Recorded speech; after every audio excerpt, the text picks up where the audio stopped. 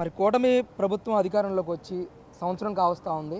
మరి వైసీపీ నాయకులందరూ కూడా సంవత్సర కాలంలో ప్రజల్ని మాయ చేసి మభ్యపెట్టి ఏదో రకంగా చంద్రబాబు నాయుడు మోసం చేస్తూనే ఉన్నాడు ఈ సంవత్సర కాలం నుంచి అని చెప్పేసి యాంకర్ శ్యామల మాట్లాడుతూ ఉన్నారు. అసలు ఏ విధంగా చూస్తారు ఆవిడ కామెంట్స్? శ్యామలా గారిని ఆవిడ ఒక పెయిడ్ ఆర్టిస్టు, ఏదో పార్టీలో గుర్తింపు కోసం ఆవిడ తాపిత్రపడుతుంది. వాళ్ళ పార్టీ అంతర్జాతీయ ప్రతినిధి సీమరాజా గారు కూడా చెప్తా ఉన్నారు, మనకు ఆ విషయం తెలిసిందే. ఆవిడ ఏదో జగన్మోహన్ రెడ్డి గారిని ఇంప్రెస్ చేయాలి, ఆవిడకి ఏదో పోస్టో లేకపోతే ఇంకేమైనా టికెట్ వస్తుందని చెప్పి ఆవిడ ప్రతిసారి వచ్చి సగం హాఫ్ నాలెడ్జ్తో మాట్లాడుతున్నారు. ఆంధ్రప్రదేశ్ ప్రజలందరికీ కూడా మనకి బైఫర్కేషన్ జరిగినప్పుడు కూడా 2014లో స్టేట్ ఎప్పుడైతే క్రైసిస్లో ఉంటుందో అప్పుడు ప్రజలందరికీ పార్టీకి అతీతంగా నమ్మకం కలిగేది, భరోసా ఉన్నది ఒక నారా చంద్రబాబు నాయుడు గారి మీదే.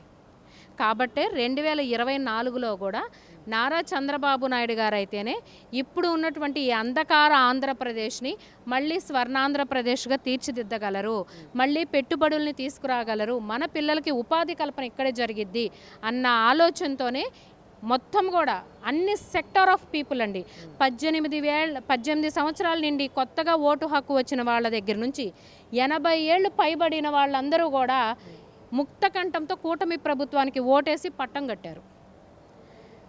కూటమి ప్రభుత్వం ఏర్పడ్డాక జగన్మోహన్ రెడ్డి లాగా పెన్షన్ పెంచుతానని చెప్పి 4 సంవత్సరాలు పెంచుకుంటూ ఎప్పుడైతే ప్రభుత్వం ఏర్పడిందో ప్రమాణ స్వీకారం జరిగిన వెంటనే కూటమి ప్రభుత్వంలో చంద్రబాబు నాయుడు గారు 3 నెలలు పెరిగిన పెన్షన్ని కలిపి లబ్ధిదారులందరికీ కూడా అందజేశారు.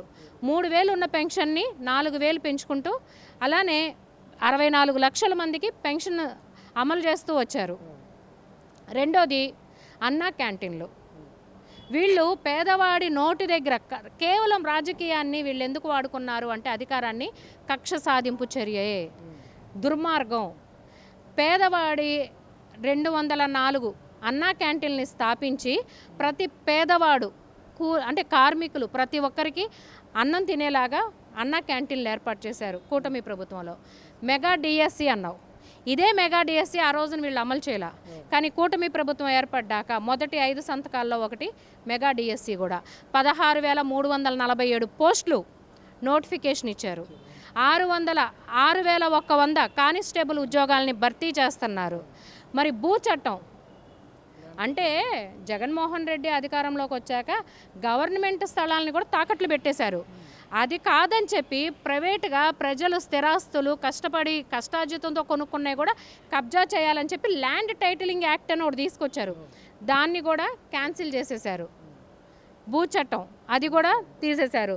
మరి ఫ్రీ శాండ్ పాలసీని తీసుకొచ్చి 120 వృత్తుల వాళ్ళకి ఉపాధి కలిగిందండి. 40 లక్షల మంది కార్మికులకి ఇవాళ జీవనోపాధిని వచ్చింది. ఎంతోమంది బిల్డర్లు, కన్స్ట్రక్షన్లు మళ్ళీ వాళ్ళు పనులు మొదలుపెట్టారు. మరి పోలవరం చూసుకుంటే కూడా కేంద్రం నుంచి 12,000 కోట్ల రూపాయలు పోలవరానికి నిధులు కేటాయించారు. ఉత్తరాంధ్ర చూసుకుందాము, నాకు అంటే 3 రాజధానులు అని చెప్పి 3 ముక్కలు ఆట ఆడాడు. పోనీ వైజాగ్నే ఏమన్నా డెవలప్ చేశాడా? లేదు. 40,000 కోట్ల రూపాయలు జగన్మోహన్ రెడ్డి అధికారంలో ఉండగా భూ కబ్జాలు చేశాడు అక్కడ.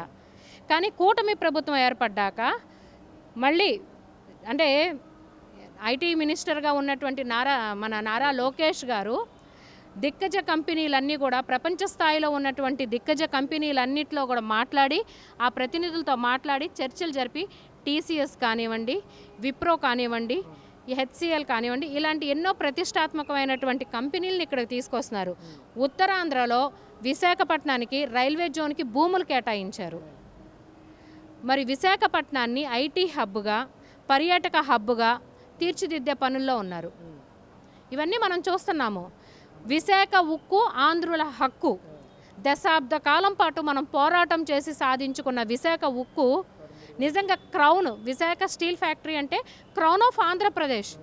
అలాంటి విశాఖ కార్మికుల్ని కూడా, స్టీల్ ఫ్యాక్టరీ కార్మికులు కూడా ధర్నాల్లోనే ఉన్నారు గడిచిన 5 ఏళ్లలో. అలాంటి విశాఖ ఫ్యాక్టరీకి కూడా కేంద్రంతో మాట్లాడి 11,400 కోట్ల రూపాయల నిధులు తీసుకొచ్చి ప్రైవేటైజేషన్ కాకుండా కాపాడిన వ్యక్తి ఎవరండి? కూటమి ప్రభుత్వం కదా, చంద్రబాబు నాయుడు గారు కదా. ఇది ఉత్తరాంధ్ర చూసుకుంటే. మరి అలానే రాయలసీమ చూసుకుంటే కూడా వచ్చిన కూటమి ప్రభుత్వం ఏర్పడ్డాక 9,60,000 కోట్ల రూపాయల పెట్టుబడులు వచ్చినాయి. ఎన్నో దిగ్గజ కంపెనీలను తీసుకొచ్చారు. దానిలో ఎక్కువ భాగం రాయలసీమకి కేటాయించారు, ఉత్తరాంధ్రకి రాయలసీమకి. రాయలసీమలో కూడా అభివృద్ధితో పాటు సస్యశ్యామలంగా ఉండాలి అని చెప్పి సమపాలంగా రాయలసీమని రత్నాల సీమగా, పరిశ్రమల సీమగా తీర్చిదిద్దే పనిలో ఉన్నారు. అనంతపురం జిల్లా తీసుకోండి, ఆటోమొబైల్ హబ్ చేస్తున్నారు. మరి చిత్తూరు డిస్టిక్ని ఎలక్ట్రానిక్స్ హబ్గా తీర్చిదిద్దుతున్నారు.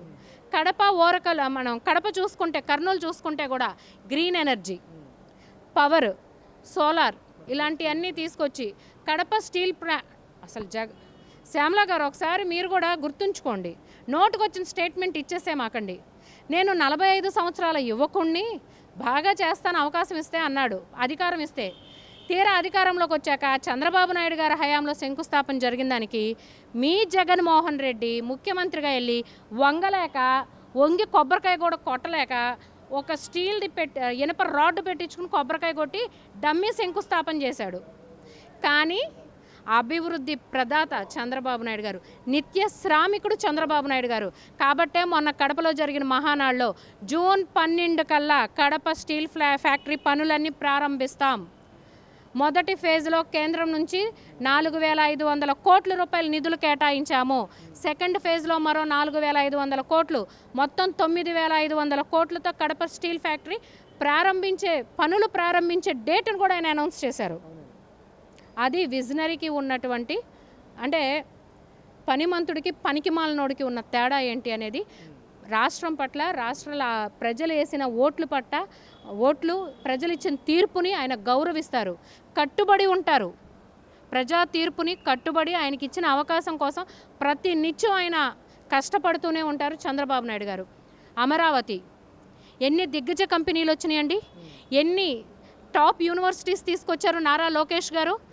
ఎక్స్ఎల్ఆర్ఐ వచ్చింది, బిట్స్ బిలానీ వచ్చింది, అమృత, విట్, ఇవన్నీ ఫిజిక్స్ వాలా, ఎస్ఆర్ఎం, ఇవన్నీ తీసుకొచ్చింది ఎవరండి? ఎందుకు కూటమి ప్రభుత్వం ఏర్పడ్డాక కూడా ఎక్స్ఎల్ఆర్ఐ రాలేదా? బిట్స్ బిలానీ రాలేదా? మనకి ఫిజిక్స్ వాలా యూనివర్సిటీ రాలేదా? మరి క్వాంటమ్ వ్యాలీ మొన్న టీసీఎస్ వాళ్ళు కూడా ఒప్పందం చేసుకున్నారు రీసెంట్గా. ఐబిఎం, టీసీఎస్ లాంటి దిగ్గజ కంపెనీలన్నీ కూడా ఒప్పందాలు జరిగినాయి. 2026 జనవరి నుంచి కూడా పనులు ప్రారంభం అవుతున్నాయి అని చెప్పి అనౌన్స్ చేశారు. వీటి గురించి మాట్లాడండి. అంతేగాని మీ నాయకుడు మీడియా ముందుకెళ్తే క్వశ్చన్ అర్థం కాదు, వాళ్ళు అడిగింది తెలీదు, ఒక కంపెనీకి రిప్రజెంటర్ ఏంటో తెలీదు, ఒక టెక్నికల్ ప్రోగ్రామింగ్స్ అంటే ఏంటో తెలీదు, ఒక స్టేట్ సీఈఓగా ఎలా పనిచేయాలో తెలీదు, నేషనల్ మీడియాలో అడిగే క్వశ్చన్స్ చెప్పలేడు. ఇలాంటి వాడిని వెనకేసుకొచ్చి వీళ్ళందరూ ఏదో పులికేసిని చూపించాలనుకుంటున్నారు. కానీ జగన్మోహన్ రెడ్డి ఎప్పుడు అప్పట్లో తొగ్లక్ అయ్యాడు 3 రాజధానులని, ఇప్పుడు పొలిటికల్ బఫూన్ అవుతున్నాడు.